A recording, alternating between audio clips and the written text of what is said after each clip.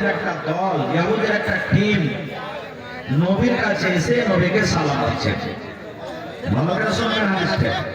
আল্লাহর নবী বসে আছে, নবীর পাঞ্জরে নবীর বিবি মা আয়েশা রাদিয়াল্লাহু তাআলা আনহা বসে আছে, আর ইয়াহুদের একটা জামাত, একটা দল এসে নবীকে সালাম দিচ্ছে।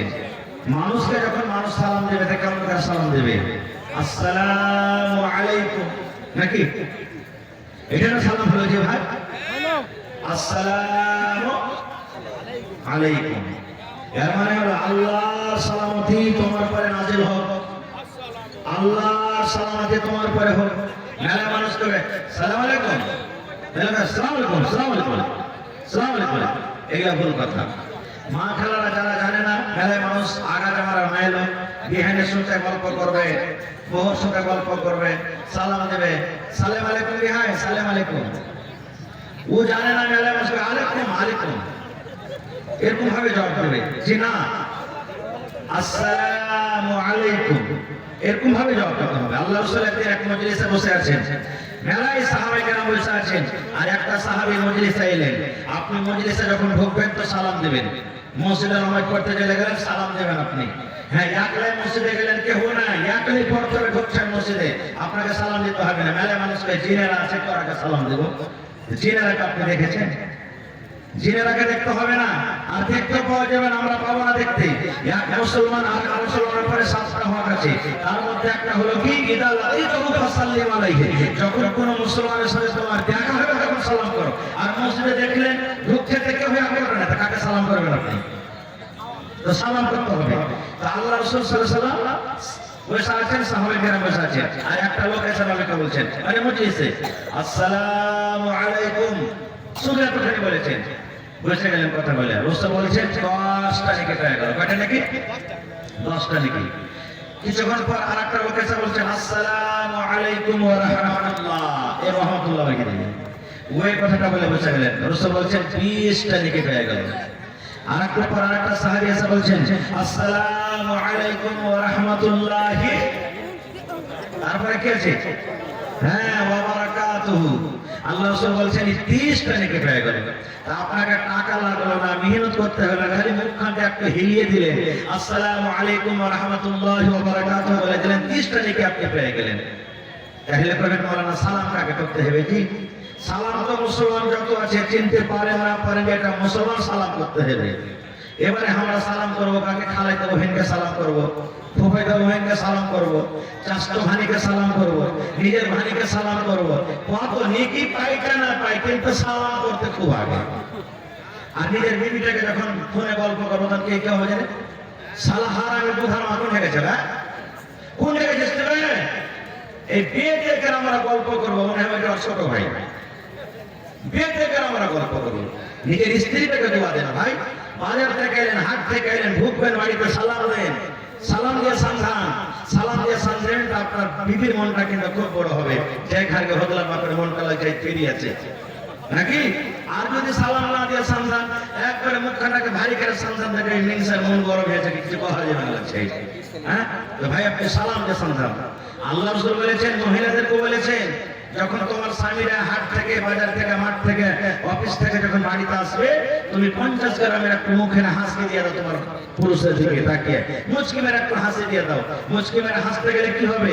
তোমার পুরুষের যদি বাহিরে কোনো কারণে মনটা খারাপ হয়ে থাকে, তোমার মনখানটা কিন্তু হাইরো হয়ে যাবে। যেমন বিপি ইউরিয়া দিলে গাছ হাইরো হয়ে যায়, ওইটা হলো তোমার স্বামীর জন্য একটা উপহার, একটা গিফট, একটা ইউরিয়া, একটা খাত, একবার ওর মনখানটা ফুলে যাবে। কিন্তু কত ভাই যারা ইলিম নেই, জানে না, বিবি যদি একটা মুচকি হাসে তোকে টাইনে দুটা চড় দেবে, আর তারপর হয়ে যায় বাড়তে খাইছে মকমক করছে, বাহিরে কি হয়েছে আমি জানছি। হ্যাঁ, ও আরো আর মন খারাপ করে দেবে, হয় কি ভাই না? সুবহানাল্লাহ। আল্লাহ রাসূল বসে আছে, নবীর বিবি বসে আছে। এবার ইহুদির জামাত এসে নবীকে বলছেন আসসালামু আলাইকুম। কি বলছেন? আসসালামু আলাইকুম। আর আমি আপনাদের সামনে বললাম, নবী বলেছেন আসসালামু আলাইকুম, এটা হলো সালাম। কিন্তু ইহুদিরা নবীকে আমার সালাম দিচ্ছে আসসালামু আলাইকুম, এর মানে হলো নবী তোমার পরে মওত আসর, তুমি মরে যাও। এই দেখেন, আসসালামু আলাইকুম মানে আল্লাহ সালামতি তোমার উপরে হোক, আর আসসালামু আলাইকুম মানে তোমার উপরে মওত হয়ে তুমি মরে যাও। মানে তো পার্থক্য হলো না, হলো না? জোরে বলেন হলো না হলো না?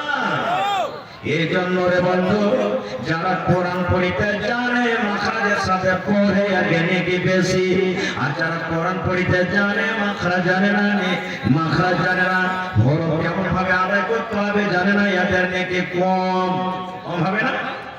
তাই বলবো একটা এমনি দেখবেন যে আমরা খোদা লিখি লিখি না, ওপরে একটা ছোট ফোঁটা দিই, ছোট ফোঁটা একবারে সরিষার দানার থেকে, আর ওই ফোঁটাটাকে যদি আমরা উপরে না দিয়ে মিটে দিই কি হবে? जुदा हो जाए। एक नुक्ता के हेर फेर में खुदा जुदा हो जाता है। এরকমই যারা পুরানো জামানার মানুষ মা খালা কোরআন পড়বে কিন্তু শুরু করে, কিন্তু ওর হার অর্থ হবে না ব্যাপারটাও। আলহামদুলিল্লাহি রাব্বিল আলামিন। দিল একবার ঢাকা ঠেকিয়ে, আর কার হাত কাটলো, কার পা কাটলো, কার কি কাটলো আল্লাহ জানে। খায় যাও বন্ধু, আমার সময় শেষ। আল্লাহ রাসূল বসে আছেন, মাশাআল্লাহ নবী বসে আছেন, নবীর বিবি ইহুদের জামাত নবীকে এসে বলছে আসসালামু আলাইকুম, হে নবী আর মানে তোমার পরে মত আসো। ইহুদিরা বলল এটা মনে হয় নবী রে, এটা মিথ্যা নবী, মানে বলতে পারবে না, তার জবাব বলতে পারবে না। হে ভাই মুসলমান, আল্লাহ রাব্বুল আলামিন বিবিকে একটা এত বড় নিয়ামত দান করেছেন। আপনার বিবি যদি সলেহা জায়গা হয়, আপনি যদি চোর হন, আপনি যদি বদমাশ হন, আপনি যদি ডাকাত হন, এতগুলো আপনার ভেতরে বুরাই আছে, আর যদি আপনার বুরাই যদি আপনার বিবির সামনে যদি করা হয়, আপনার বিবি সহ্য করতে পারবে? পারবে? যারা বলেন পারবে, পারবে না। খালি ডাকাতের বিবিকে আপনি পেয়েছেন, সারা ডাকাতের বিবি আপনার গালে দুটো চড় দিয়ে দিবে, আপনাকে গালি দিবে। আল্লাহ নবী সাল্লাল্লাহু আলাইহি ওয়াসাল্লাম কি যখন মক্কার লোকেরা ইহুদিরা বললেন আসসালামু আলাইকুম নবী তোমার পরে মত আসো, আল্লাহ নবীর বিবি আয়েশা রাদিয়াল্লাহু তাআলা আনহা রেগে গেলেন। আর রেগে যাওয়ার পর আয়েশা বলছেন ওয়া আলাইকুম আসসালাম ওয়া লাআনা, হে ইহুদের জামাতেরা আমার নবীকে তোমরা গালি দিছো রে, আমার নবীকে তোমরা বদদুয়া দিছো, আমার নবী তো তোমাদের কোনো ক্ষতি করেনি, আমার নবী তো তোমাকে কোনো গালি দেয়নি, আমার নবী তো তোমাদেরকে কোনো কষ্ট দেয়নি, তবু আমার নবীকে কেন তোমরা গালি দাও, আমার নবীকে কেন তোমরা গালি দাও, আমার নবীর জন্য কেন তোমরা বদদুয়া করো? আয়েশা যখন রেগে গেলেন, এবার নবী আমার বলছেন আয়েশা একটু তুমি ঠান্ডা হয়ে যাও, তুমি ঠান্ডা হয়ে যাও, তুমি থেমে যাও, থেমে যাও, থেমে যাও। আয়েশা আমি বদলা দিয়ে দিয়েছি, আমি জবাবটা দিয়ে দিয়েছি। যখন মক্কার লোকেরা এই ইহুদিরা আমাকে বলল আসসালামু আলাইকুম, আমি শুধু বলে দিয়েছি ওয়া আলাইকুম, ওয়া আলাইকুম কথা আমি বলে দিয়েছি। নবী বলছেন আমি বলে দিয়েছি ওয়া আলাইকুম মানে হে ইহুদের জামাতেরা তোমরা ভালো নিয়তে যদি আমাকে সালাম দাও তাহলে ওয়া আলাইকুম তোমরা ভালো পাইলে, আর যদি তোমরা বদ নিয়তে আমাকে সালাম দাও, তোমরা যদি আমাকে বদদুয়া দাও তাহলে ওয়া আলাইকুম তোমাদের জবাব সালাম তোমাদের কাছে ঘুরে চলে গেল। ওলামায়ে কেরাম, মুহাদ্দিসিনে কেরাম এই হাদিসটাকে সামনে রেখে বলছেন একটা মুসলমান শুধু কোরআন শিখবে না, কোরআন শিখতে হবে, নবীর হাদিস শিখতে হবে, দ্বীন শিখতে হবে, কিন্তু হাদিসকে সামনে রেখে বলছেন ওরে আল্লাহ একটা মুসলমান ইংরেজিও শিখবে, একটা মুসলমান ম্যাথও পড়বে, একটা মুসলমান সায়েন্সও পড়বে, একটা মুসলমান ফার্সি পড়বে, সব রকম ভাষা পড়তে পারবে। একটা মুসলমানকে সব রকম লাইনে জানতে হবে। তাহলে ভাই দেখেন আল্লাহ রাসূলের জামানাতে মহিলারাও কত পড়ালেখা ছিল। পড়ালেখা যদি ছেলে পেলেকে না করেন তো কি হালাত হবে জানে?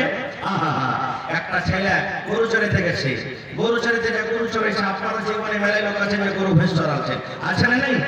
গরুতে গরুতে লড়াই ঝগড়া হইলে আমরা লড়াই ঝগড়া ছোটাই দিয়ে যেমন করে পারে, দুটা গরুতে ভাই করে করে খুব ঘামাসান লড়াই চলে, সিং বড় বড় মনে অর্শিক ভেঙে দিয়ে অর্শিক ভেঙে দিলে। ছোট ছেলের হাতে 4-5 হাত লম্বা একটা লাঠি দিল, এই মনে মনে করেছে যে হ্যাঁ বড় মানুষ তো কেউ নেই, আর দুটা গরুতে লড়াই লেগে গেছে, কেমন করে ছোটাবো? এই ছেলেটা সাহস করে এক পা দু পা করে হাঁটতে হাঁটতে একটা গরুকে দিয়েছে 2 লাঠি, আর একটা গরুকে 2 লাঠি দিয়ে ঝড়ে ছড়িয়ে দিয়েছে। ভালো কথা, লড়াই করলে না গরু হাত।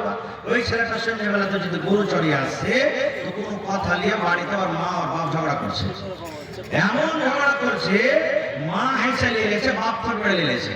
ও কইছে মরা বেটা মরা তো ভুল ছেড়ে দেবো, আর ইয়ে মনে করছে হালের বেটি হালি চোখ করে এক ফুটবলে ছিটতে দিব। ছেলেটা মনে মনে কইছে যে হারে যেমন এরা রেগে আছে মা যদি হাইছে পয়সা দেয় তো বাপ থাকবে না, আর বাপ যদি আগে মৌকা পাইলে তো মা থাকবে না। কি করবো, কাহাকে ডাকতে গেলে দেরি হইলে মনে হয় এদিকে মামলা শেষ হয়ে যাবে।